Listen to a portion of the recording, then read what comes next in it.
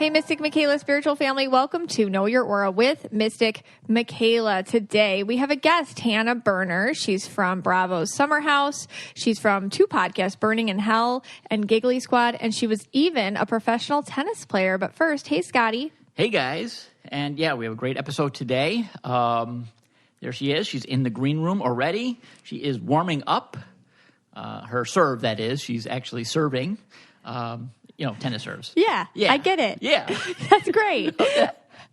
All right. Well, I want to take a moment and thank everybody for their responses from last week's episode about gaslighting. I've been overwhelmed with I feel so much gratitude. I feel so blessed that anything I could have said would have resonated. So I want to thank you all for taking the time to let me know that it did and in what ways. Yeah, and we got a lot of responses on the Mystic Michaela Spiritual Family, the Facebook group. We're actually going to read one of those stories and kind of explain it. The person that wrote in had some questions, and we're going to help her. Okay, that's great. Yeah, I love that. Yeah, we'll do that in a little bit. But first, we have to talk about Netflix's number one show. It's Salacious, people. We're not talking about Selling Sunrise here. No. We're not talking about Love is Deaf. The Rectangle. None of those shows. Are those Netflix shows? All of them. Yeah. Right, the one. This is their steamiest new show. Yeah, not Sex Life. Oh, no, it's not Sex Life. No. It's steamier than that. Steamier than Sex Life. We are talking about Penguin Town. Frickin' Penguin Town brought it. And if you haven't watched it yet, you waddle over to your TVs right now and you put that on. By far and away. It's so my good. favorite. There's one other show that was better than this, but my second favorite. You know which one I'm talking about. But this is my second favorite, the one with the Rubik's Cube. This is my second favorite Netflix show, Penguin Town. I mean, there was that one shower scene in Penguin Town, though, so maybe. Right. The culverts. But let's go back here. Let's get the backstory of how we watched this. Well, Penguin Town, just to give you the premise, and we'll try not to do spoiler alerts on Penguin Town, but I feel like I'm going to give one. Okay, well, this is the crowd that would appreciate it, because it's like one of those shows where, like, I don't know, life's just throwing you a lot, and you're like, you know what, I just flipping need some freaking Penguin Town. That's the kind of show it's for. But it's a bunch of endangered penguins that 6 months out of every year, they go to Simon's Island, South Africa, and coexist with all the people that live there.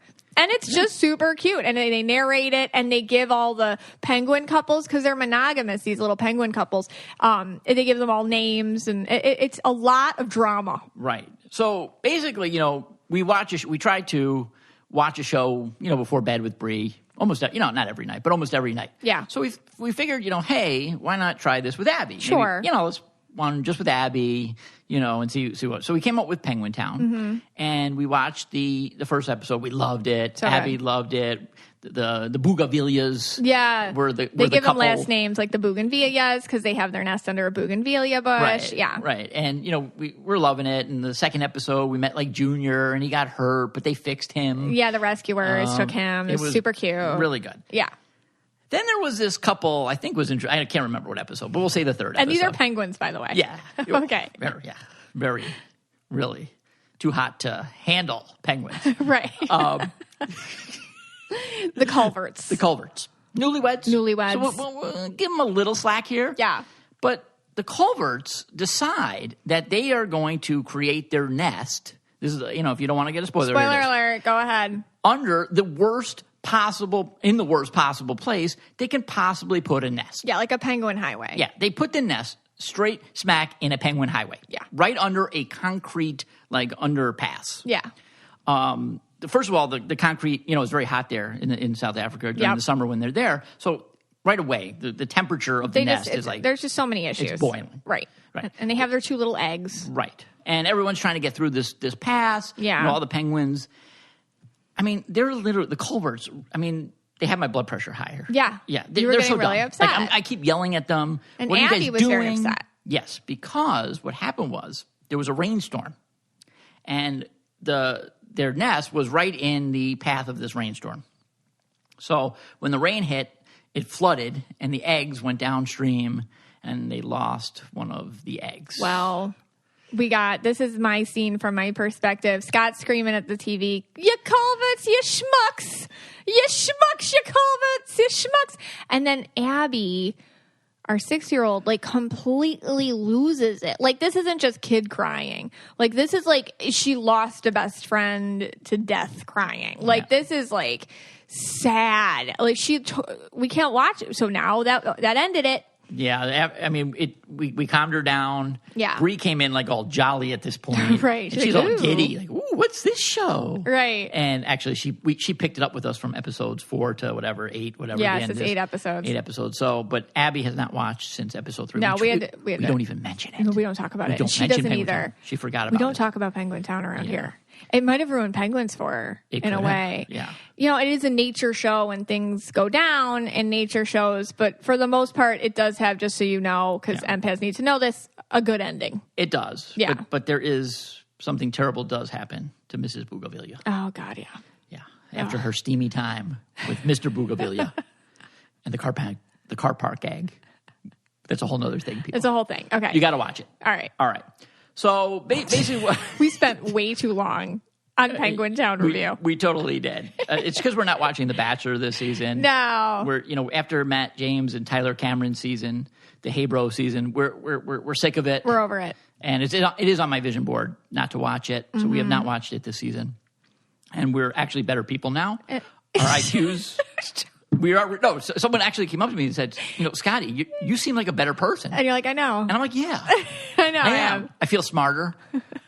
Things are going a lot better since I stopped watching. That's good, Scott. Yeah. That's good. I mean, I don't even, who is the Bachelorette this season? Well, now we just watch Penguin Town, so just don't get your red rants on about that. All right. Anyway, we got a couple ads, but after the break, we're going to hear a story from a Mystic Michaela spiritual family member who was really impacted by last week's episode. Let's do it. Okay. Because I was visiting Buffalo last month, I got to meet a few listeners, and one of the Know Your Aura listeners and I bonded over something, and it was our love of Stitch Fix, and particularly our love of how Stitch Fix jeans always fit perfectly. It's some sort of magic that they do, and we bonded over this. Here's the thing. Shopping for new clothes can be time-consuming, tedious, and expensive. And if you're me, really just overwhelming because there's just so much to see and you just don't know or whatever. But fortunately, Stitch Fix makes it easy to find the clothes you love.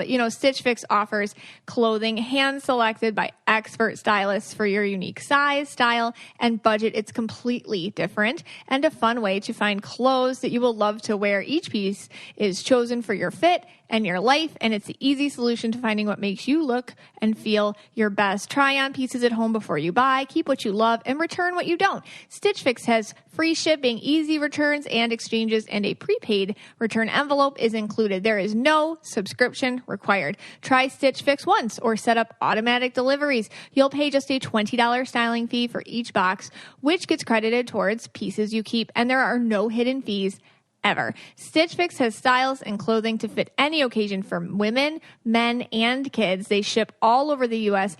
and are available in the U.K. as well. So get started at stitchfix.com/KYA and you'll get 25% off when you keep everything in your fix. At stitchfix.com/KYA for 25% off when you keep everything in your fix. At stitchfix.com/KYA.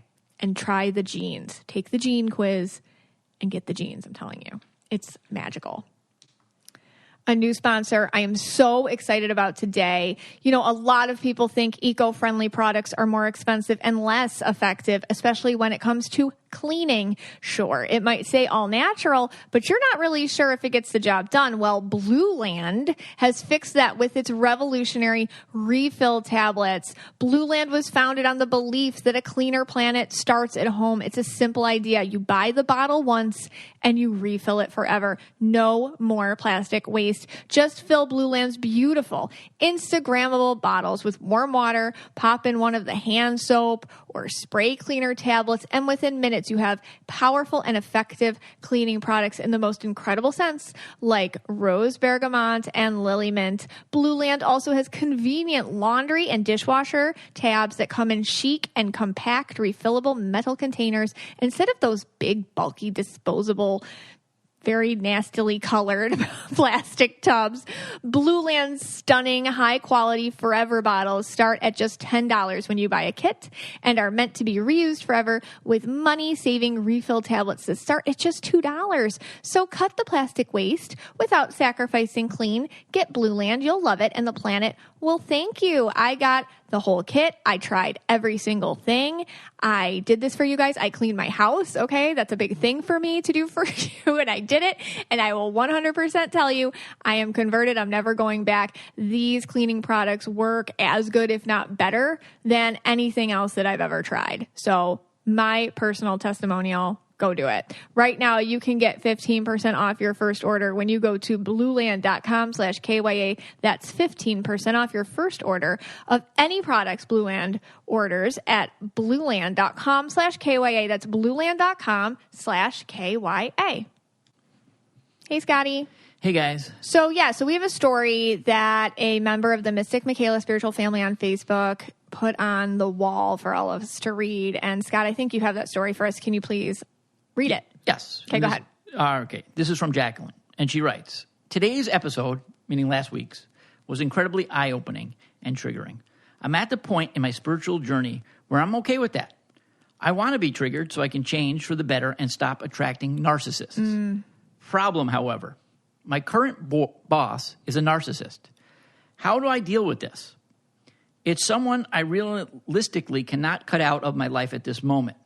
I go home every single day drained and anxious because I absorb her negative energy. Has anyone else experienced this that could lend me some advice? On paper, I love my job and do not want to leave. But it's soul-sucking to work for a narcissist. It is, and especially I'm looking at Jacqueline's picture, and she's indigo and yellow. You know, the thing when you have somebody, a narcissist around you who you really can't get rid of because you have to work there or whatever, that's a whole different thing than like a friend or a family member or sometimes even a partner, like a relationship. So a lot of times with this, and it kind of depends like what color you are too. So because Jacqueline is indigo, she can pick up all this person's inner pain, thoughts, feelings, and the big thing, intentions. So she can feel it when the boss is trying to do something that is 100% egotistical and about herself versus for the company. So that's the big thing to understand about a narcissistic boss. Like, they don't care about the company. They care about themselves. So it's just good to understand their motives.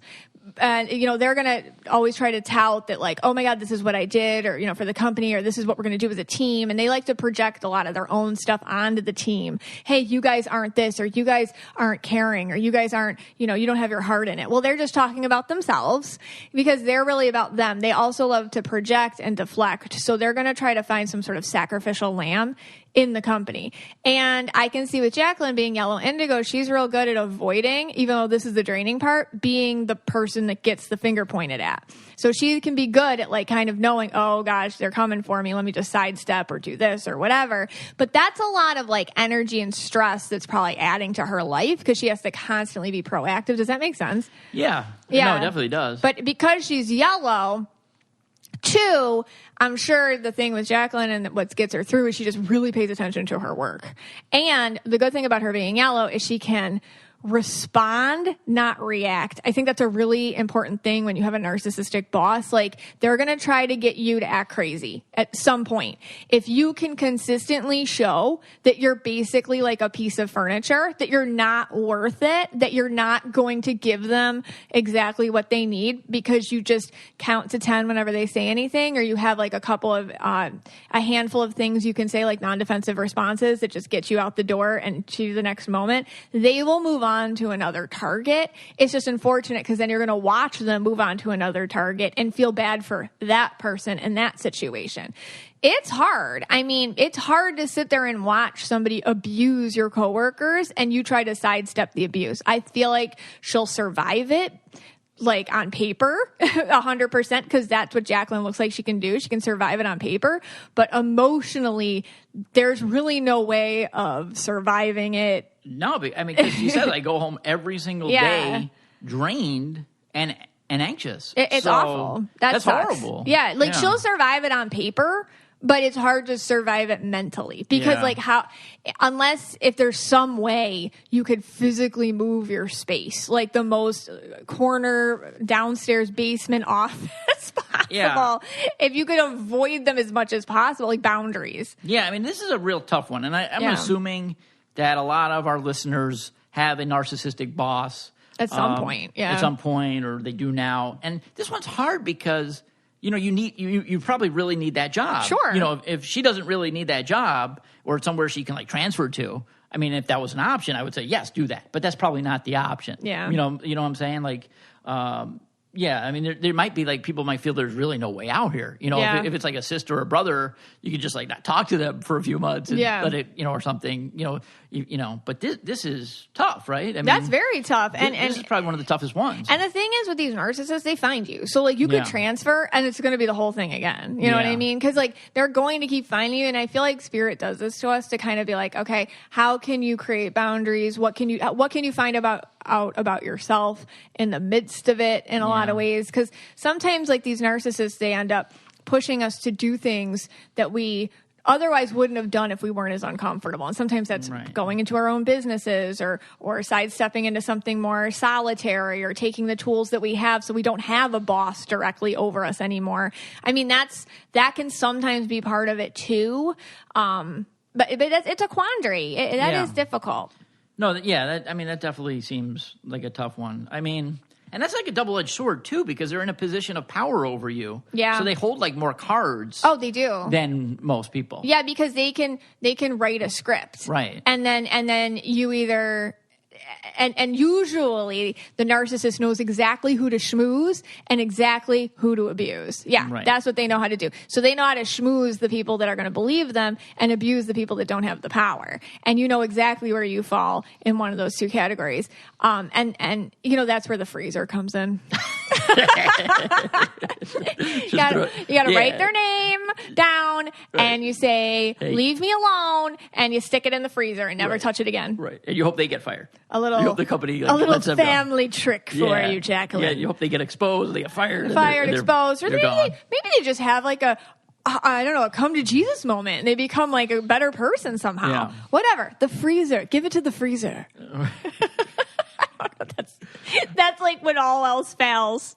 All right. Well, Hannah is still hitting balls at my head right now. Oh, goodness. Yeah, she's practicing. And I don't want to do one more. This one I found was interesting. This doesn't have to do with last week's episode, but it is from Alexis. Mm-hmm. And she writes, "Hi, all. I'm new here and new to starting my spiritual journey. It's been so exciting. I'm unconfirmed and have been trouble finding my aura as I feel I resonate with a few, but that could just be inauthenticity, meaning a few colors. Yes.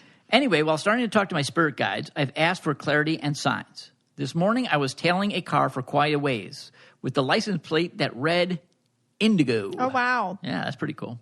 This could mean something. I'll drop a photo below of the plate and myself if anyone wants to share their thoughts. Hugs and kisses.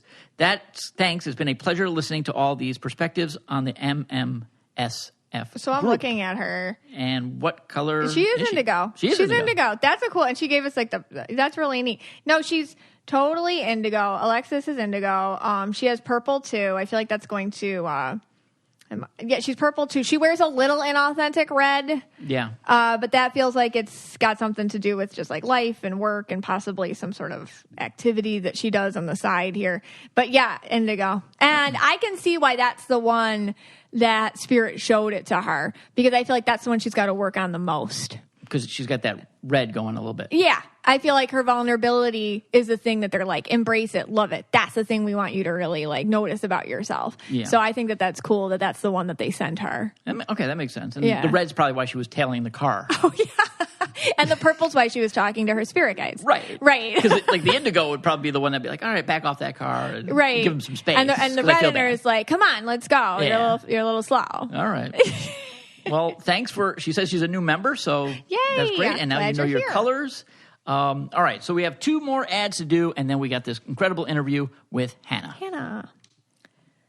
Having kids and just basically being a mom, I have to have a stocked medicine cabinet all the time But did you know your allergy medications could actually be filled with allergens? Crazy, right? Well, Genexa is finally bringing some common sense to the medicine aisle. Those brands you've been turning to for decades are filled with unnecessary chemicals, but Genexa makes medicine with the active ingredients you need minus the artificial ones you do not.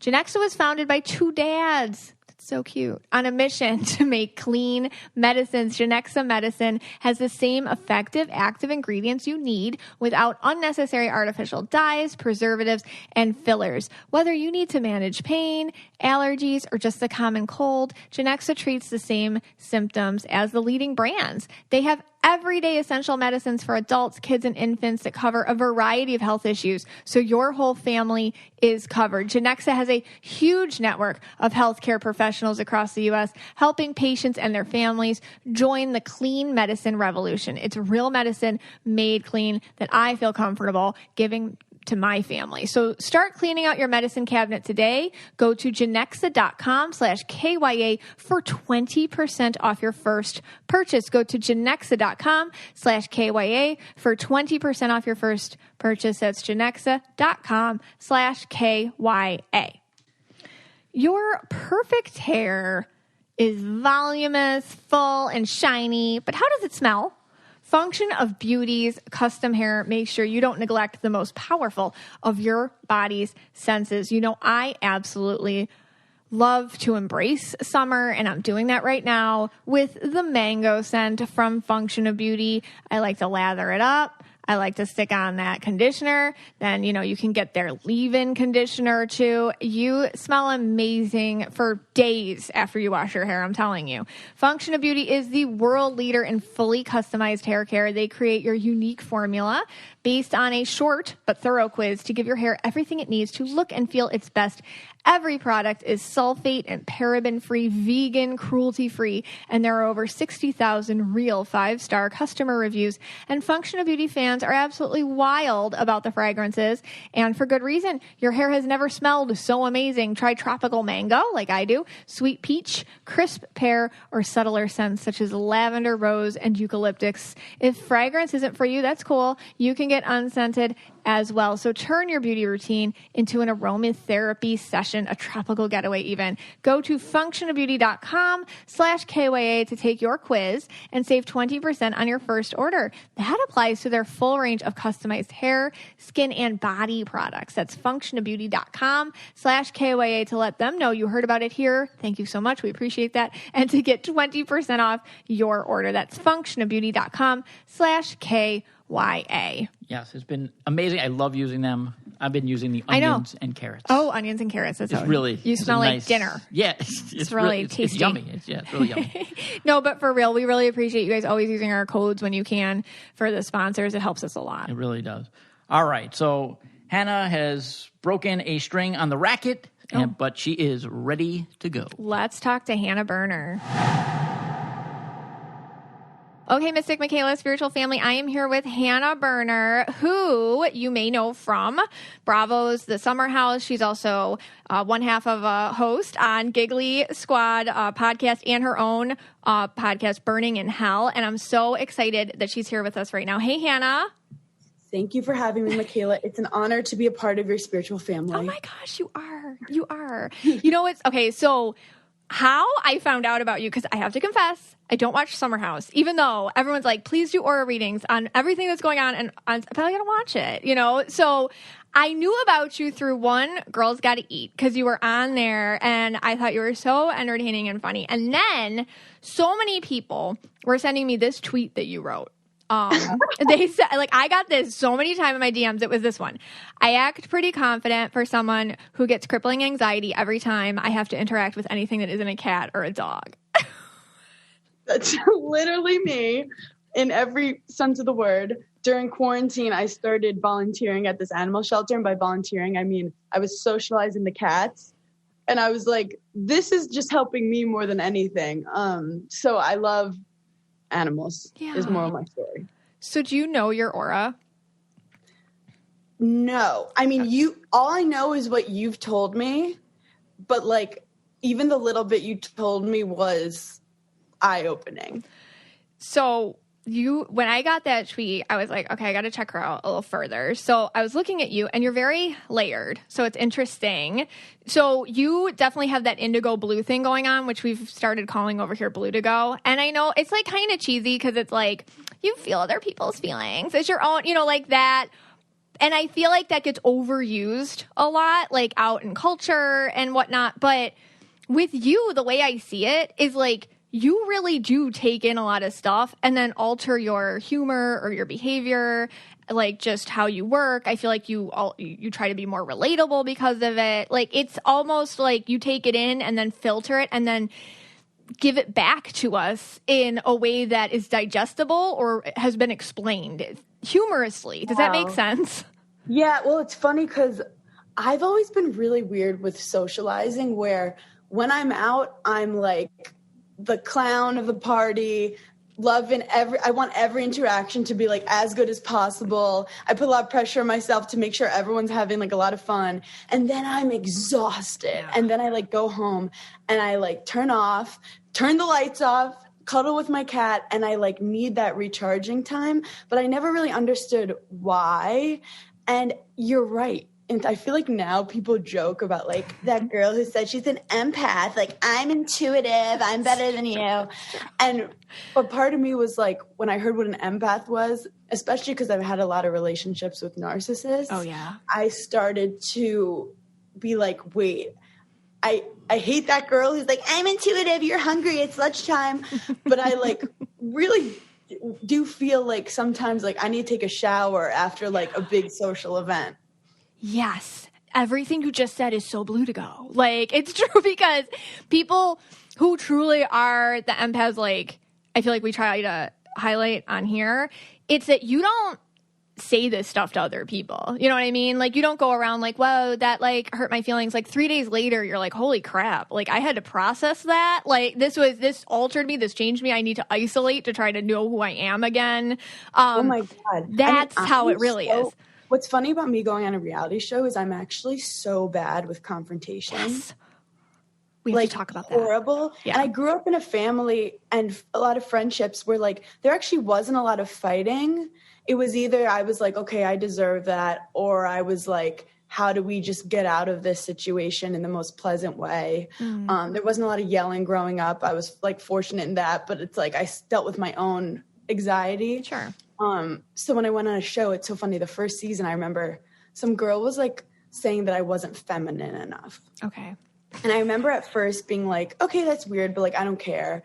And then producers were kind of like, that has to upset you. And I'm like, I don't want to start shit with her. And finally they were like, you have to address her. And I was like, so nervous. And I also was like, I'm not really mad at her. Like, it's her own stuff. Like, it's not about me. Right. But I remember being like, okay, I'm upset that you have been kind of saying stuff like that about me. And she turned to me and she was like, why didn't you tell me that immediately when it happened? And I ended up like apologizing to her. And I just remember thinking like, that was the most horrible experience. And I don't know how I'm going to survive this, but I'm going to try to find like humor in it. But my biggest fear ever was going on a reality show and being misunderstood. Yes. But when I first went on, I felt like people were understanding me. And I was like, oh my God, I can show that women could be like sporty, but sexy, and like smart, but goofy and stupid at the same time. Like women could be so complex. You could be an entrepreneur, but also lazy. Like, I like to show all these sides that I feel like I, for whatever reason, have been given this strength to just like show myself to people and make people feel less alone. But then like my last season, I felt like very misunderstood with what was going on, and it just like tore me apart. That's hard. You know, it's hard when you feel other people's interpretations of what went on. It's like you know what they're all thinking. You even know their logic behind how they're seeing it and thinking it. You're not in control of the edit. You know, you're not in control of like a lot of different ways that they're seeing it or your intentions. And so it like you're like, listen, I see how you could see that way, but my intentions were this. And that's really sad and depressing because your whole thing is how other people's feelings are interpreting you, and you can sense it. So it's like you're sensing you plus them, and it's hard. You know, it's hard. So I don't like and that was actually one of my questions, because you're purple too. Like, you're purple and blue to go. And so purple people, it's kind of like we were talking about, like, all right, I want the energy in the room to be cool. I want everyone to have a fun time. And also purple people can handle a spotlight a little more. But that was one of my questions. Like, how the heck do you do like stand up? How do you do, because you do stand up comedy, right? Like, how do you do public eye? How do you do like a reality show where you're not in control of the edit? Like, how's the aftermath of all this for you? What does that look like? For some reason in my life, like, I'll find things that scare me, and I have terrible anxiety, but I'll like, I don't know if it's a self-hate thing, but or like just masochism, or just like the athlete mentality of like, it's hard, you just need to push through because others won't. Like, I played tennis for a long time when it wasn't really making me happy, but I was good at it. And then reality TV, I was like, this is my biggest fear, but I know that there's like so many positives that could be had. And like, I ended up getting a ton of the positives, but then like ended with like a big negative, because I don't know if it's a blue to go thing, but when I leave places, I burn that shit down. Like, it's not. That's a purple bomb. You probably, and I didn't watch it, okay, but you might have subconsciously been really fucking over it. And what you did, where you were like, you know what, I'm going to make sure I do burn the place down. Yeah. And like, we're just going to be done. So once I'm done with something, I can't fake it. Yeah. Like, I can't. It's like with relationships, like with a guy, like I can lie to myself, but then the second whatever ticks, I'm like, I need to be out yesterday. Like, I need to call him right that moment. Right. But with stand up, it's funny because I, for whatever reason, have the balls to talk in front of people. So I kind of feel like I want to say the things that people, like a female locker room, that women are afraid to say, whether it's talking about like farting and like embarrassing. And I want to show that women can still be attractive and sexy while still being disgusting and open. And like, I hate when people put women into such boxes, and I want to embrace the complexities of people and find the confidence in like your authentic self, not being like just what beauty means stereotypically.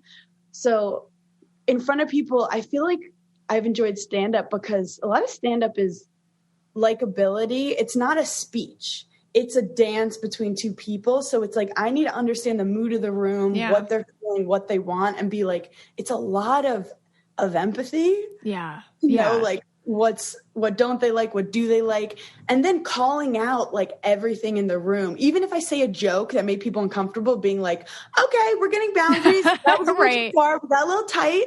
I made a joke about cutting off balls. Okay, the guys in the room, I apologize. So like, I guess I've been able to take advantage of the one thing that I think people didn't understand at the end of Summer House, which I don't care when people call me ugly or stupid or not funny. It was that I understand how it looked, and I understand there's how they feel. And I'm like, and that's so hard for me. Yeah. But what I want people to understand is like, even though I come off tough and strong and people think they could say anything to me, especially the cast members, I am highly sensitive. Yeah. Like deeply sensitive.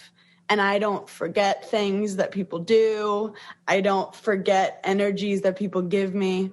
And something you nailed is like, I don't know how to fake stuff. No. Yeah. That's interesting because it's like you chase authenticity. And honesty. So I think that's where I really love it.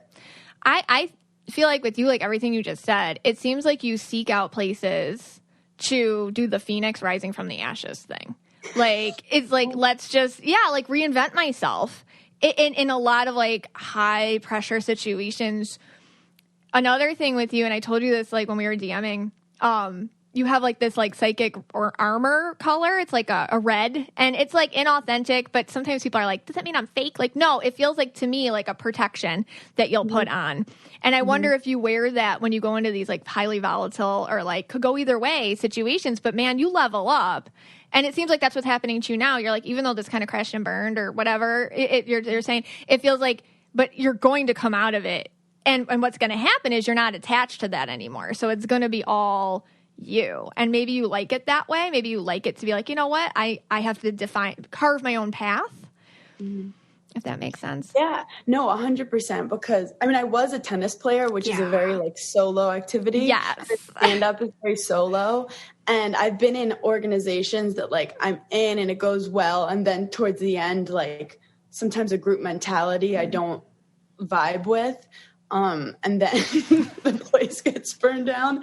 But I also feel like I was able to put my like smile on for a while, and then it broke in this last season where I couldn't fake knowing like how like people's actual motives towards me. It's hard when you can feel people's intentions, but they're saying something different. Then you know what they're intending. And that's why when you talk about being in past relationships that were like narcissistic relationships or whatever, like with narcissists, that's the thing. Like we can give people, like people like you can give people passes because you know if they do something, but it's really about their childhood trauma or that's like super not about you.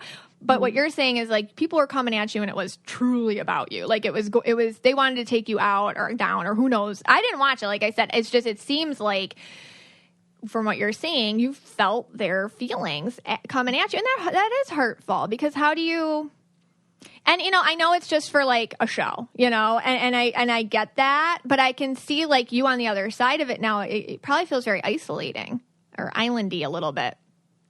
Well, the show was before, like, we hang out during the week in the city, we work hard, and we go and party on the weekends, and we film the weekends. But this is the first time we were stuck in a house for 6 weeks. Wow. And I also was, like, falling in love with someone at the time, long distance. So I was, like, I definitely was missing him, and then I was feeling, slowly feeling, like, isolated, where I didn't know the why until I watched it 6 months later of like what the narrative they were spinning about me. Wow, that's really And I remember thinking, this can't be a bad season because I'm not saying anything bad about anyone and everyone's just talking bad about me. But then I realized that's the perfect recipe to make someone look a type of way because you can't show your side. Yeah. And you can just fill in the blanks when people are willing to say bad things about you. Wow. That are very general. Like, not like Hannah did this. It's like Hannah is this type of person. Hannah talks shit, or like Hannah's a bad friend. Like just very general things. And those things towards your character on a national scale are like hurtful. But my current thing that I'm working on is, after this like bad experience I had where there were so many positives in it. Yeah. Like, am I going to be able to recreate that again? Am I going to be able to find that again? And like, cause there's a lot of, even though reality TV is very toxic, it's a drug of like fame and money. So like to be just like done with that. And then you're kind of like reevaluating your whole situation and I'm working on trying to trust the universe that things not meant for me are gone and that things that are meant for me will come towards me. Yeah, 100%. I feel like that's how it works. Like when you're done with something, like you said, like you have to make sure you can't go back to it, you know, because maybe that would have been a crutch or something. The universe was like, you are not touching that again. Because I would have stayed and tortured myself. Yeah, and you wouldn't have grown. You know, now you're growing into what's next for you. Let's talk about like the professional athlete thing is always really interesting to me because like with the red that you wear, I do see that on like ex-military people, and I'll see it on, like people who trained like at a level that most people can't understand. Sure. Was that, and just what it takes from a very young age to like have that kind of dedication and daily commitment. And what it does, like, I guess like on a physical level, like that doesn't hurt, push through it, or you're not tired, keep going. And what does that do with feelings, like as a metaphor? You nailed it, because when I'm like back in therapy, which is great. It is. It always is. When you're an athlete, you have to mute your own voice. When you say, I'm nervous, I'm scared, I'm tired, I'm sore, that's all weakness. So when your coach is like, are you ready? I have that red thing where I'm a people pleaser, and I'm just like, I've never felt better. Yeah. I am ready to go. When in my head, the anxiety eventually comes out and it shows, but I can like act like I'm ready. And then I feel like I lacked some of the self-soothing practices of like, because there's no empathy in sports. No. It's like, you need to be a soldier. Yeah. And I think comedy has been great because it's just for me. It's not for anyone. You don't leave with like a win or a loss. It's like a form of expression and creativity, which is where like I find my joy.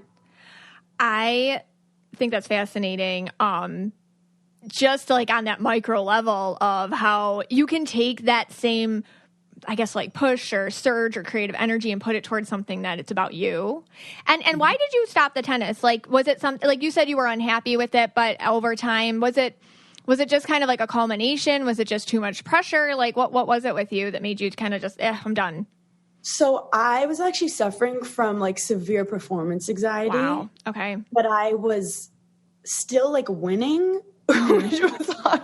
Because it's called like winning ugly, where when I was on the court, I would freeze. They call it the yips. Like I would like lose my serve. I would lose my forehand. But in practice, I would be great. And I just felt like I was battling my demons all the time, but I became obsessed with it. Like, how do I overcome these demons? But I was able to still do pretty well. And when I almost wish that I had a losing streak or got injured to stop and be like, this isn't something that's wrong with you. Yeah. This is like mental health stuff that you need to work on. I just felt like every day was judgment day. Like if I won, okay. But if I lost, it was like bad depression. Yeah. It's external. Like all your approval was external. Yes. And I forgot like about loving the sport. And I had some coaches that, weren't great to me. And I was changing things in my game and I wasn't believing in it. So I just kind of became this ball of anxiety, but I was still performing I was playing number 1 for Wisconsin and I would lose my forehand all the time. Yeah. But I would find ways to overcome it and still win.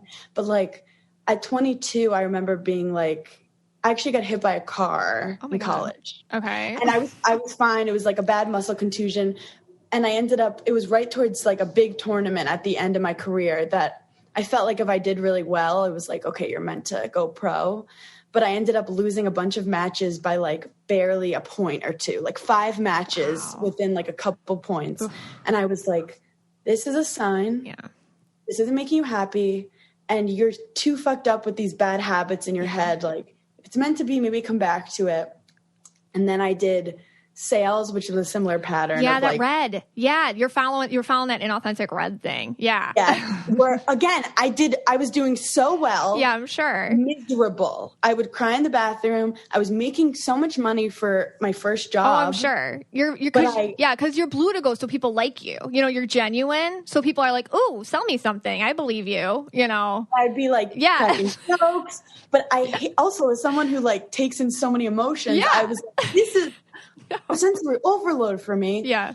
So I went into marketing and I got bored because it was just like the opposite. It's like a little organized, too. Yeah, and I felt like I wasn't using my creative juices and I wasn't making enough change or affecting the world. And then I said I want to get into video, and that's when my manifestations started to come together real quick. Okay. I was on TV within 2 years. I became a comedy video producer, making funny small videos. I started writing jokes. And then it's been like this crazy fast explosion of entertainment. And then this was my first big kind of punch in the face in the entertainment industry. I mean, it's probably looking back in 10, 20 years, you'll be like, oh yeah, that was just part of it. Like obvious like that. But I always say like with manifesting and how the universe, when you align, when you know you're on track, it happens so quick. And it's not that it's hard work. It's still hard work. It's just sometimes the struggle is less to like get it. So it's kind of like it comes to you. Yeah. It felt like the struggle was purposeful. Yeah. And the struggle was familiar. Yes. That like, I didn't get that like sick in your stomach feeling or like out of body experience. It was very authentic to me. And it's crazy though, because during the darkest year, I actually feel like I was my most authentic on reality TV in terms of like when I was upset.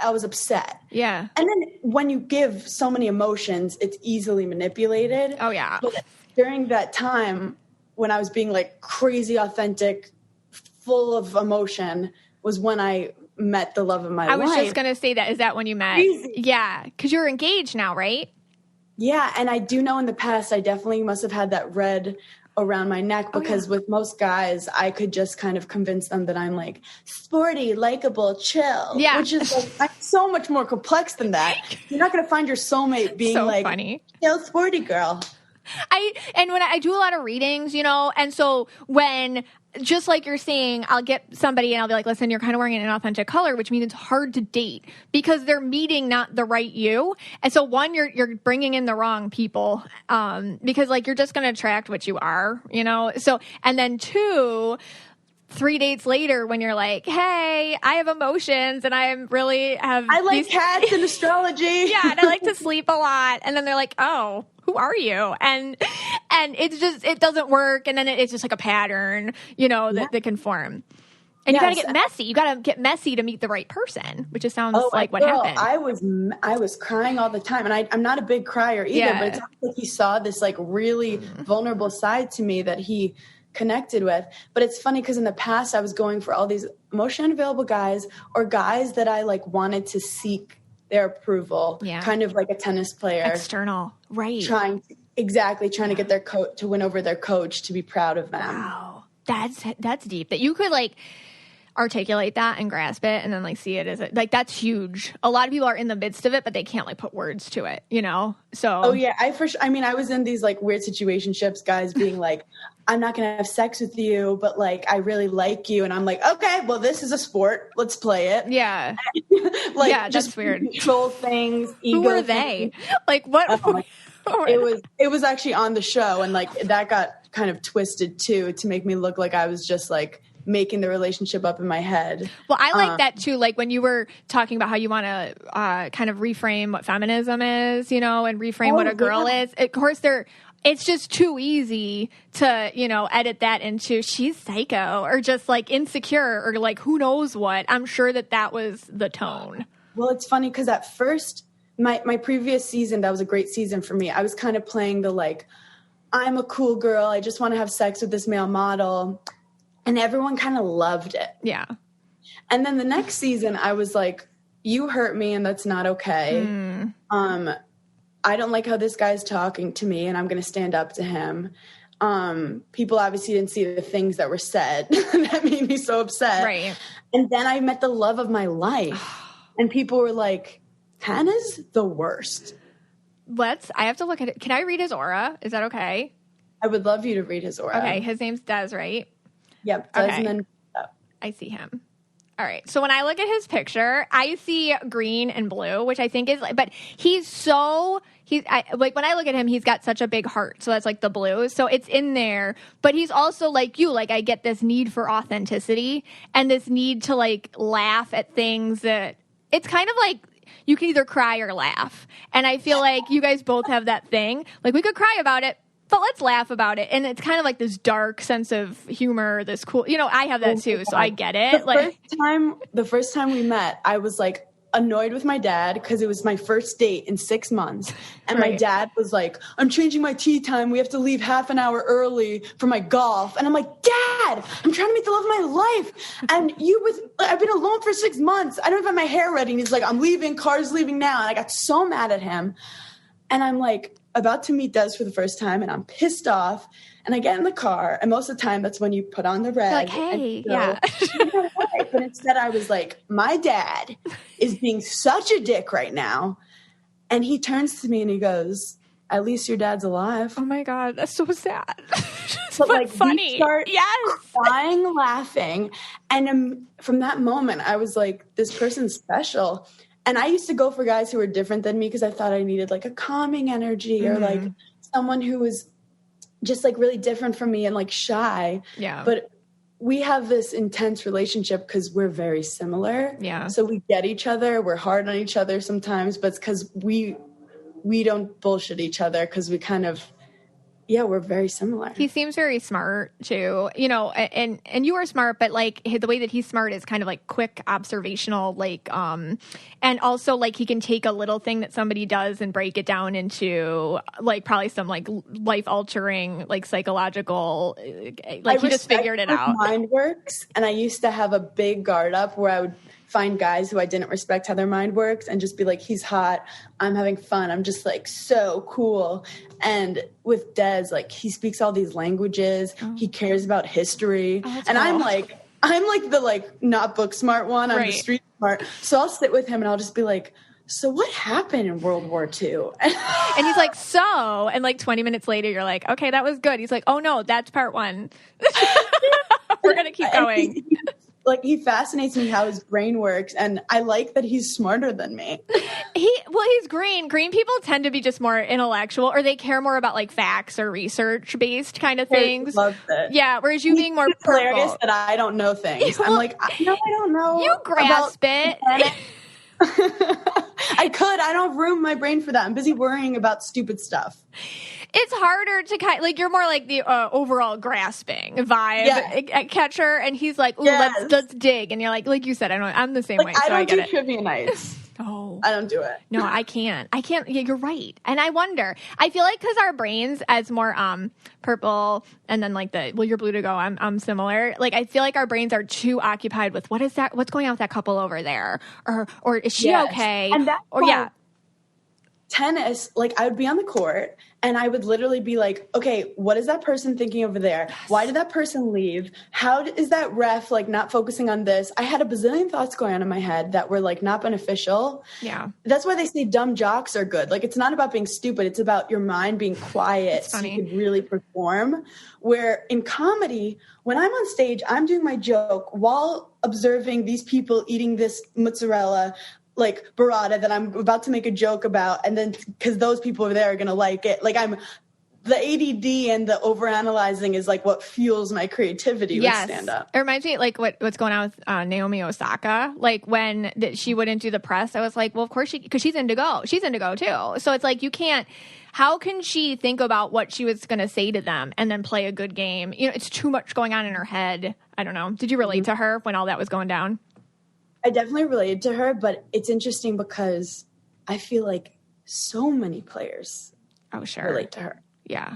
And I do, it comes to a point where it's like, you have to, the press is so good for the game, but I think there has to be some like, do the press conferences have to be an hour? Yeah. Do they have to be all these different languages? Like, can we find it a way that the players get what they want and the press get what they want, and you don't feel like you're kind of like cattle? It's very voyeuristic. The sport is very much like, we want to catch you. We want to see you upset. We want your emotion right after the match. Let's look at you. That's some reality TV stuff. And sports is reality TV for people, but it's hard because women in the sport of tennis used to do anything to get press, to make women's tennis be respected. Okay. So it's like a hard time where now it's like Naomi doesn't want it. But I feel like there's an in-between that can be a safe space while also getting the information you need. But she is just great to start new conversations about like the sport evolving and times changing. Yeah. But it's so interesting what you're saying about your voice, like especially as when you're doing comedy, like moving around the room. I've never done stand up at all, but like when I used to be a teacher, and so that is it's hard for people to understand that there's like 6 different voices in my head sometimes while I'm talking, and I've never like actually articulated. You just did it, and I was like, yeah, I used to be like that too. Like, what's this kid going over here? Like, you just jump around the room a little bit while you're talking. Like, okay, I need to make this person laugh over there because their hands are crossed and I don't like that. But I also am loving this crowd over there. And like, I'm going to make fun of that guy's hat. And like, you just have like this energy. But overall, it's like you feel free to express yourself. And I think that's my biggest thing also with reality TV is like, I can't say all my truth. Yeah. And that's been eating away at me because I have podcasts, I have stand-up. Mm-hmm. But to be perceived a type of way and not be able to explain the full story has been eating away at me. Yeah. Okay, so now you have Des and you two are happy and it's so nice. What does he say to try to like calm you after the storm of whatever this reality TV thing has done to you? Like, what's his advice to you? Well, he believes in me so much, which is amazing. And because he's older and has had a long comedy career, he's like, he jokes, he's like, this is one of many ups and downs you're going to have in this like long career. And you're just seeing it in a very kind of small place right now. But he also kind of is tough on me where he's like, you can try to blame the universe, like whatever. He's like, or you could just say like, you got fucked. Mm-hmm. Like you got kicked in the balls. Yeah. And you got pushed down, you ate shit, and now it's time to like move forward. So and just I love that. He's giving you perspective, because that's what green people do. They're very eagle eye over the whole thing, like chess player kind of vibes, like yeah, like that. So he gives you perspective and he validates you, which is really nice. He's like, yeah, that did happen. That sucks. Now and I think move it. That he's also experienced a lot himself. So he'll be like, I was in this situation. He was like, when I was at my most famous, he said he got the most hate he's ever gotten, and the only thing he wishes was that he didn't focus on the negatives and focused on the positives of it. Nice. So like he helps me with dealing with the public eye type stuff. But my thing is now I met him when like all this stuff was going on, and I had all these jobs, and then like everything has kind of burned down within the last couple months. And now it's like me trusting myself that I can reinvent myself and that I can move forward in a positive way that isn't dependent on like the frills of reality TV. I'm sure you're going to get scooped up for something next, though. So what I feel like from you, just like unsolicitedly, I get kind of this vibe like, hey, enjoy it. You're going to look back and be like, ooh, I should have enjoyed that downtime. And downtime with quotes, because you're like, I have 2 podcasts and like a bunch of other stuff going on. But you're going to look back and be like, oh, I should have enjoyed that downtime a little more, because it's going to pick back up at some point. They'll scoop you up. I love that from you. As you can tell, like when I get anxiety, I just want to fix it. Like I of course. Fix it. And I'm also working on feeling my feelings instead of just getting into the next job. Because as an athlete, the best athletes like Michael Jordan is known to be so good because they say he forgets feeling bad about something in like 1.5 seconds. I don't know how they get that stat, but like he'll miss a shot and he'll be able to recover really fast. Or like Nadal like loses a point and he's able to forget really fast. So that's what my whole life was about, is like forgetting. And when like something bad happens, I would just be like, okay, we can't feel bad about it, when it's actually really important, I think, to heal from trauma. That's a red person tactic. They can do that. You just described 2 red people. Like those people can do it. You can't, and that's okay. People are great at reality TV probably too, because reality TV is about like the drama evolving. Like you're in a fight and you have to move on. Where like a fight will happen, I'll be like, whoa, yeah, I can never trust you again. Yeah, but that's why people connect to you though. At the same time, like even if you're getting hated on in the moment, like they're still connecting. You know what I mean? Like there's the connection that can happen. And then I'll often see like with red purple people or like green purple people, they're on reality TV too, and they'll be like successful because they'll hate me, cool. They almost like it. They're like, you know, like their haters are their fans, and they're like, this is great. It's like, it's just different personalities. Well, it's interesting. Before I went on reality TV, this guy who's very experienced in it was like, my only advice is don't have people be like, Hannah, which one was she? I don't. He was like, either have people love you or hate you. And I remember thinking like, well, people aren't going to hate me. I'm not like a mean person. Right. But then I like all seasons, people have like volatile reactions. I just don't understand it. You're so nice. Like, I don't. Well, I like, all I do, like my life is about like kindness, like from a young age. Like it was always like, I even was put in like these inclusion classes, which means like it would be like high performance students, low performance students. And they kept putting me in it. And I was like a higher performing student. And my mom was like, hey, like she's been in like 3 inclusion classes in a row. And they were like, she connects. Like apparently I was the one to like always sit next to the kid who was struggling. Or, like, I know who you are as a child. I know that kid. You're like so the best people kid. Online be like, you are, you know, a jealous cunt who's trying to hurt people. I'm like, that is what I don't want to do. Now I gotta watch it and be like, what the hell, Hannah? Like, what are you talking about? I think the universe is like, oh, you want to level up? Yeah. You need a face like you're scariest. Like that would be mine too.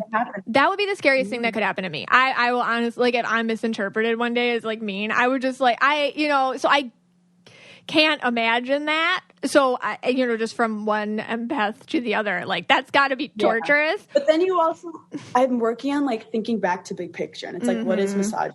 Like when a woman reacts, instead of thinking like, could there have been a real reason that maybe we didn't see that she's this upset? Yeah. Or like, instead it's like, she's hysterical. She's manipulating people. She's causing drama. She's toxic. And those are the words that get repeated around me. And also I'm like, it is reality TV, and starting drama is kind of that's the point. Like, they want a show. They do need a show, And as you know, I like the limelight. So I'm like, I'm here to entertain. Like, okay. Let's go. Like, I could sit here and not react to everything and everyone think I'm like cool or something. But I'm here to stir some shit up. Sure. But at the end of the day, I also do want everyone around me to be happy. Yeah. So it's a struggle. I feel like all this, and you already know this, and that's what, it was time to close the door on that so the door could open on the next thing. And sometimes when we get in these little slumps or whatever, it's kind of like the only time you can hear things you couldn't have heard before. So it's been so like, you just working on, like, you're hearing so much stuff right now, and you've had like probably 8 ego deaths, like, where you just like, okay, I'm ready. To me. Can you explain what an ego death is to me? Yeah, so an ego death, I should do a podcast on it. An ego death is basically when, it feels like getting kicked in the stomach, and then like, and then, we're not done yet. And then they just keep like coming at you. And you really, it's hard because like the things that you thought were egotistically good about you have been like ripped away, and you have to connect. There's only one thing to connect with, and it's yourself. Or spirit, or whatever you want to call it. And there's all the external, anything that you were possibly holding on to as any sort of source of approval that wasn't from you or your higher self or from, God, whatever you want to call it, it gets ripped away, and you're forced to reconnect with that part. And it's hard. Oh my God. You just nailed it. This last season was such an ego genocide where I feel like, I've always used so much external validation. Sure. And like, because I don't do the self-soothing stuff. I'm like, I just have to work harder to make people, approve of me more, be more successful so people like me more. Where the only way I'm going to survive this is if I can authentically say, Hannah, I love you, and you don't have to listen to those people. Wow. Yeah. But what's also hard is, as a comic, you need people to like you to sell tickets. So it's like, I'm fighting, because I would love to just move to Montana and like have a cat sanctuary. I've thought about it a couple times. It's like my dream. I'm coming with you. Yeah. We'll literally just like read people's auras and pet cats and then give the cats auras. Yes. Sounds like heaven. Do you know animal auras? Yeah. So with animals, they do have auras. They just work different than ours because they're not complicated, and they're truly probably better. So like, I feel like they're just like raw. Yeah, they don't wear inauthentic colors. They're exactly what they are. That's why we love them. They're so genuine, like children. Yes. They're just so I also themselves. Connect with children a lot. Yeah. Really or people with special needs, like that too. Like when you were talking about you being put in inclusion classrooms and stuff, like they're just so honest about themselves, and they're always trying to work on themselves in such an honest, sweet way. Like it's just, because I don't think I necessarily was gravitated toward them because I was like, I need to be good. No. I want to help. I think it was because they were like really nice. Because they did something for you. Because you're like, you know what? These are great energies to be around. They're just nice. Yeah, I actually was very bad at the like politicking and like the like kind of cool girl thing and like the popular kids. And that's why I think Summer House, for a second, I was like accepted in this like cool crowd, which was an ego thing. Yes. And then long term, I did not fit in with the group at all. Yeah. And my last season, like I became this black sheep, and people were not understanding why I was upset. And it's like, that was because you didn't fit in with that energy. Yeah, that's it. It just, and you've grown past it. That's the other thing. You've grown past any sort of need for it, and you're just like catching up or whatever. One day. It's also funny. Yeah, go ahead. I think it's funny how like you're saying you grew past it, how consciously I didn't know that. But subconsciously, my emotions and reactions were like, you don't need this, so I'm not going to suck up to this person.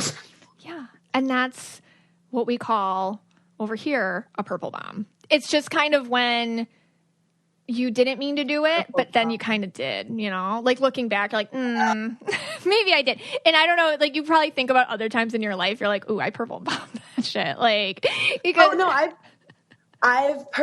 it's like a pattern where I've purple bombed a couple places where it's like, I don't like the inauthenticity. And I'm like, I'm out of, it's always a group that I was in that I'm like, this doesn't work for me anymore. And I know I can't change it. And you guys are not going to change. So I need to self-sabotage the situation. Yeah, that's a purple bomb. It's totally cool. Purple people do it. We all know we do it. It's fine. It's part of us. It's part of our language. I love that so I have to much. ask you, have you ever had, this is like a total departure, have you ever had any paranormal experiences, like ghost sightings, haunted houses, anything crazy happen to you like that? Oh my God, great question. So I believe in them, but I haven't. I think I have like one memory as a kid, like in the middle of the night, feeling like I like saw colors and energies. Oh yeah. But like, and it looked like almost like foxes chasing each other on the ground. I was like on a bunk bed and they were like very colorful. But That's like cool. and I remember being like a little weirded out, but I'm very fascinated by people who have had the experiences. Yeah. And then I have a lot of friends who are like mediums and psychics, and they always say that I have like intuitive tendencies, but that I'm blocked. It's just your inauthentic red, which you're getting rid of. So as things start coming to you now, you know, as, like you're going to therapy and all this stuff is happening, you'll probably get a lot more stuff it could start happening again because your third eye's unblocked and it's just going to come at you. You're so funny. Like what happens is like if spirit showed itself to you, you'd probably be like, oh my God, like you'd probably just laugh it off or just be like, okay, I'm crazy or just like whatever, you know, just kind of, that's like your knee-jerk reaction a little bit. So it might. I think I need to get back into meditating because that's where I think I'll get back aligned with like all the noises will like quiet down a little. Do you meditate? Oh yeah, I do. It does help.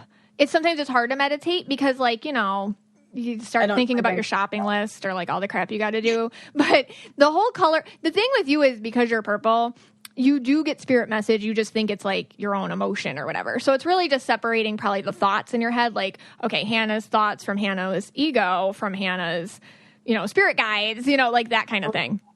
It's funny because when I was very young, like maybe 11 years old, I asked my dad a question that I think is so funny thinking about it now, but I just turned to my dad and I said, what are you supposed to think about all day?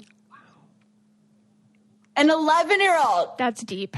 And I remember my dad, like that is some, like I'm already having like existential crises. Yeah, you started early. And he was like, I remember him kind of laughing. And to this day, it's like my thoughts are either these like anxiety thoughts of like people who have like hurt me in the past and like coaches or whatever saying you're not good enough or whatever. And then I have like my ego who's like, you're fucking amazing. You're the best. And then I have my insecure side, the coaches and stuff. And then and then I have my voices of my perfectionism. Then I have my ADD. So like, I'm navigating what I think about each day. Yeah. Well, your ego tries to come in and remind you of all the stuff from the past. But then sometimes the bad memories, like when you're talking about your coaches or different relationships, that can be spirit being like, hey, dig into that because there's something there. You know what I mean? Yeah. Like maybe talk to your therapist about that or dig into that or write about that or journal about that or whatever. You probably have to remove like a lot of, you know, attachments to people from the past too, because it's just, you're still carrying their crap in you because that's what you do too. Like you can carry other people's, you probably like as a little girl carried some coach's need for you to be the best so that they felt good about themselves. And you're still freaking carrying that, you know, it's just, it turned into other forms. Now what's been great though is with stand-up, because I was like that with sales, but with stand-up, I was able to know it's for no one but myself. And it's the most freeing. Quick question. Yeah. How much is our auras associated with like your astrological sign? I have not found a correlation. We're all trying to figure it out over here. Like we're working on it. We're working on that. There's like research happening.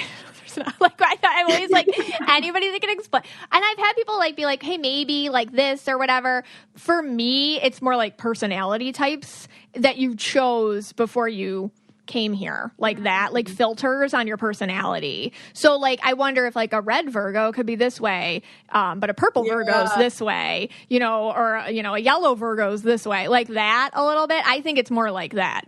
And if I knew more about astrology, but again, it's like a lot of information for me to have to learn. It's like, oof, ouch, you know. But I wonder if I learned the language. It's like, oh, that's a lot of studying. I'd have to like study that, and I bet I could do like red aura Virgos, yellow aura, like each aura color for each astrological sign. That's how I think. How long?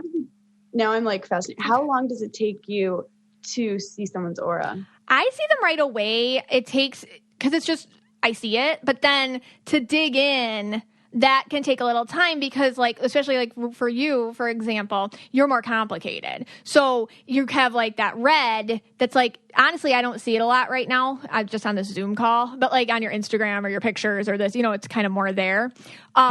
But yeah, so it's like, ooh, but then right there that it's not here now and it is in other places. That's like, I could talk like we talked about that. Like that's a lot. And then the way that your blue to go looks, and then the messages come. So that's what the whole sessions become like, okay, and I get this, and who's this person, and why did this happen, and da da da da da da. So I see them right away, but to explain them properly takes a long time. That's why I feel like when someone's like, you know, you're purple and blue, like it's fine, but it's not exactly what I do. You know what I mean? It's more like, okay, it's my gateway, and it gets deeper than that. But I think, oh my God, yeah, that is the tip of the iceberg. But I appreciate you understanding that.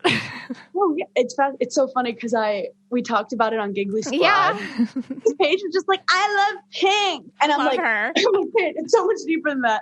And she's hilarious. But she's pink. The Gigglers were so funny because they were like, I posted something in this like blue shirt yesterday and someone was like, that's blue to go. No, like we have like people, when I say they were sending me that tweet, like DMing me, like constantly, like, you have to tell her. Like once somebody understands the aura colors, they have this thing where they want other people to understand it at this deep level that they know it, so like you can feel validated or whatever. So, but I love Paige because she is pink, and that has how pink people react. Like, cool. You're like, yeah. Like she loves it. Also, yeah, and I'm like, pink. Oh. When I was younger, my favorite color was blue, which is weird. Oh, yeah. But also a little deeper. Are you into past lives, and do you have the same auras as your past lives? I don't personally do like past life regressions or anything like that. My whole thing is sometimes I'll get glimpses of people's past life during a reading, but not often enough. And I'll get like a lot of people, you know, I talk to a lot of people, they'll get like, you can have like walk backs to like your own past lives. Like they feel like a dream, but it's more lucid than that or whatever. No, I feel like you pick different colors every time you come around. It's just a different filter. Like you pick up, it's like a different filter. Like it's just so you can pick up different information. Yeah. Yeah. So freaking fast. Isn't that crazy? All right. I absolutely adore you. I adore you too. Thank you so much for coming on. And where can we check you out? You can check me out on Instagram, Twitter, even TikTok at Being Burns, BEING, BERNZ. And then at hannahberner.com, you can see my aura in the flesh. I have stand-up comedy, a tour. Where are you located? I'm like 45 minutes north of Miami. Are you coming to Miami? I think I'm going to work on getting into Florida, but I'm basically all over the place. My tour is being booked as we speak. So I'll be all over the place. Check out hannahberner.com. Oh, I can't wait. Thank you so much, Hannah. Thank you, Michaela. And Mystic Michaela Spiritual Family, thank you so much for coming and hanging out with us today. This podcast is for you and about you, and you all take care. If you want to be the most interesting person at the cocktail party, well, hop on over and listen to the Brain Candy podcast. Our award-winning content will have you laughing while you're learning. We read all the best articles, books, and studies and keep up with new TV shows, documentaries, and pop culture. And then we cram it all into 2 shows a week. Conspiracy theories, cannibal rabbits, unsolved mysteries, the history of the Walkman. There's something for everyone. The Brain Candy podcast. Find our link in the show notes. Or simply search for the Brain Candy podcast on your podcast app.